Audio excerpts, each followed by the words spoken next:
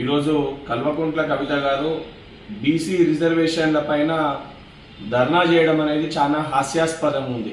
గత 10 ఏళ్ల మీ పరిపాలనలో బీసీ సోదరులకి ముందుగా మీరు ఏం చేసిరో దానిపైన స్పష్టత ఇవ్వాలి.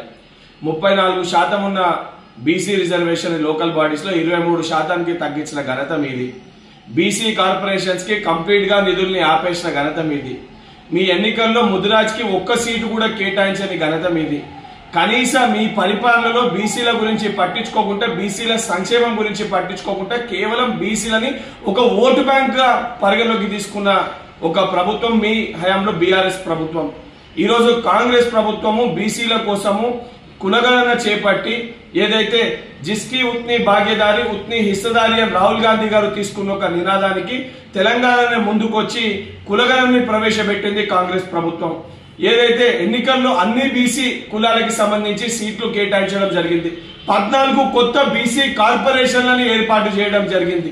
ఇది కాంగ్రెస్ పార్టీ చిత్తశుద్ధి బీసీల పట్ల. ఈ రోజు కల్వకుంట్ల కవిత గారు ముందు అరెస్ట్ అనగానే మహిళా రిజర్వేషన్ అని చెప్పి ఎత్తుకోరు.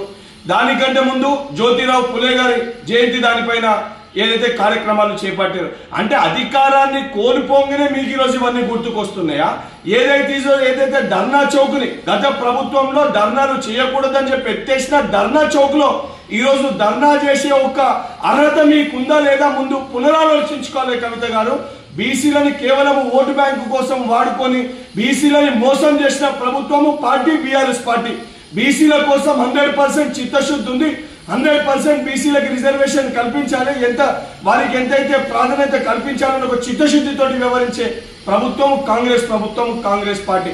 ఇప్పటికన్నా ఈ యొక్క దొంగ నాటకాలు, ఈ యొక్క దొంగ మాటలు మానేయాలని చెప్పి కల్వకుంట్ల కవిత గారిని హెచ్చరిస్తున్నా. హిట్ టీవీ యాప్ ని డౌన్లోడ్ చేసుకోండి. ఇందులో short news, live news, entertainment movies అన్ని అవైలబుల్ గా ఉన్నాయి. Please download hit TV app. Hit TV app ని ఫ్రీగా డౌన్లోడ్ చేసుకోండి.